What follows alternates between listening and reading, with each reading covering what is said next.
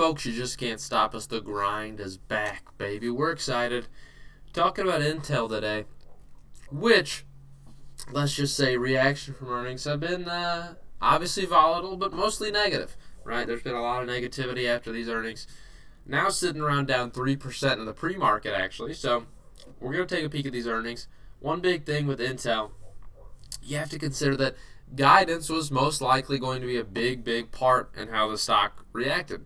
That's been kind of the sentiment of the chip sector as a whole. The chip manufacturers, it's been the same boat, really. So we'll take a peek at these earnings, obviously. If you look how the stocks perform as of late, the last year definitely underperforming the market by quite a bit, down 3.55%. Not a good sign over the last year.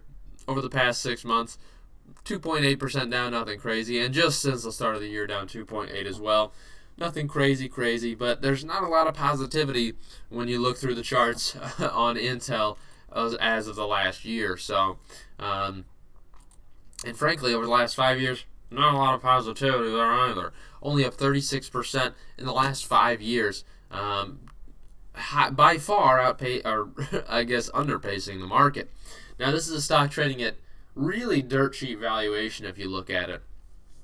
PE ratio around 10 is quite dirt cheap. So let's look if there's a reason why we can see why it's trading so cheap. Let's take a look at these earnings and see what all this negativity is about. Non-GAAP EPS line of $1.09 beats by 18 cents. Nice there. I'd love to see the GAAP line, obviously. Much prefer to see the GAAP EPS line to see what the profitability state actually looks like. So we can get a better picture really on what that P ratio looks like. Non-GAAP revenue, again, don't like the non-GAAP numbers, but of $19.5 billion is up 4% year over year. Not a crazy growth rate, but they were expected to decrease revenue, and they increased it 4%, $1.14 billion beat. Now, let me just tell you, so far off of those numbers, they've beaten 2 of the 3. The 2 of the trifecta have been beaten here, revenue and profit. Now, obviously, the question comes with guidance, but that's a fantastic beat on a revenue standpoint. I don't know if I get the negativity as a result of that. Client computing revenue of 10.1, really nice to see there, and the data center groups here, 7.3 billion. Great stuff. I mean, those are great results. For guidance, which is what we're here for, non-GAAP revenue of 18.3 billion versus a 17.6 billion consensus. I mean, that's way over consensus, and an EPS line of 80 cents versus 77 cents. Again, it's over consensus. The guidance is quite upbeat, and a lot of people were not expecting guidance to be upbeat. They were expecting to be under average analyst consensus, so that's actually quite significant. So technically, this company just posted the trifecta of earnings. I mean, this is the trifecta beat, right? 3 beats. Top line sales, bottom line profit, and guidance. That's the trifecta, baby. Normally the stocks go up after that. And on top of that, they also increased their dividend by 5%, which brings the yield to 2.83, which typically this is not a company that trades at a high yield like that, but it's so dirt cheap right now that they are. So yeah, I mean, that's crazy stuff to see. I mean, they've really done a lot of good things so far this quarter. Maybe I'm missing something. So we'll look at the press release, see if we can find some finer details as to what this negativity might be. From a GAAP standpoint, $20.5 billion of revenue is up 3% year over year, exceeds the guidance by $1.3 billion. Even better numbers when you look at the GAAP numbers. Full year GAAP revenue set an all-time Intel record at $79 billion, only up 1% year over year though, so that's not a significant line, obviously, as you can tell, but it's something we like to see. Fourth quarter GAAP EPS of $1.13, I like to see that. Exceeds the October guidance by 35 cents. Holy cow. That's significant. That's significant, folks. In 2021, Intel generated $30 billion of cash from operations and $11.3 billion of free cash flow. I mean, that's beautiful. That's a beautiful line there, how much cash they're able to produce. Very nice profitability on this company. And I think that's why you see that P ratio so dirt cheap. So dirt cheap. For the first quarter, obviously, we saw those lines expected. $18.3 billion of revenue and 70 cents of a GAAP EPS. Nice to see. And a quarterly dividend increase there. Nice increase in the dividend. What can I say? I mean, shoot. Yeah, I mean, we look at comparisons here. I look at the left side here for the GAAP lines here. Revenue up 3%. Gross margin actually did decline, let's be clear. Research and development up 11%. They spent more on research and development. Operating margin down 5.1. But the tax rate was also down significantly, 10.8 percentage points. That's quite significant. Net income decreased 21% and EPS decreased 21%. Really nice, but way over the guidance. So I like to see that. I really do. For the full year, you see a little better numbers here, right? Obviously, this quarter was a little bit of a slouch, I suppose. Revenue up 1, gross margin down only 0.5. Research and development up 10. So again, that's part of why you see a decrease in the net income line full year, because you saw $2 billion increase in the R&D line, but revenue didn't increase by quite as much. So that's kind of where you get there. Net income line down 5%, down around $1 billion, and EPS down 2%, not really significant. So that's, I mean, all things considered, I kind of like where things are looking there. You see from client computing, was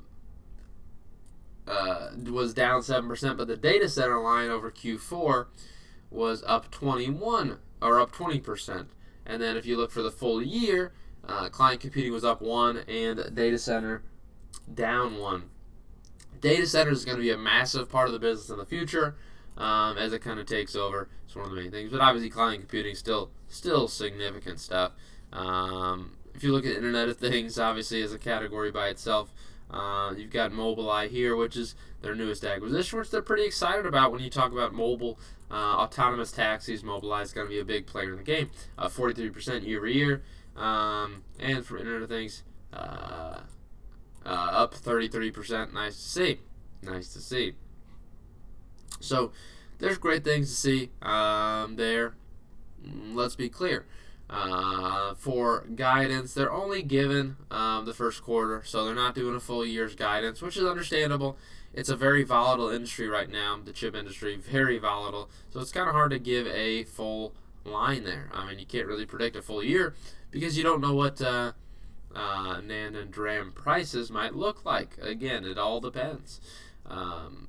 Consolidated, condensed, a balance sheet, folks. We love the balance sheet. We love it. Total current assets right now. Oh yeah, which line's which? The left line is this year, baby. $57.7 billion compared to $47.2.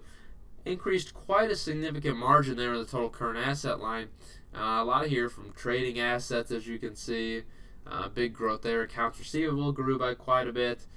Work in process. I mean, look, there's a lot of growth in pretty well every category in the total current asset line. Total assets in general saw a nice increase as well over the last year. 168.4 compared to 153. Now, when you see an increase like that, you're kind of expecting to see liabilities increase as well.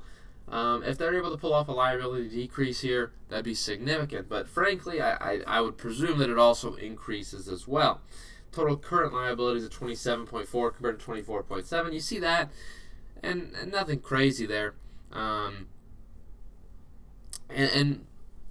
know, I'm all for it. I mean, I'm nothing crazy. The debt line did not increase at all. 33.5 compared to 33.8 of the year prior. Actually, long-term debt decreased. So this is mighty impressive for me. The shareholder equity at $95.3 billion compared to $81 billion. So they did a great line. When you're talking about a total liabilities and equity of $168 billion and $95 billion of that is shareholder equity, that's darn significant. Over half of your entire balance sheet is shareholder equity. That's a really delicious balance sheet. And I said delicious. I did. And am I weird? I'm very weird. Look. You look at the core picture here. I guess a better way to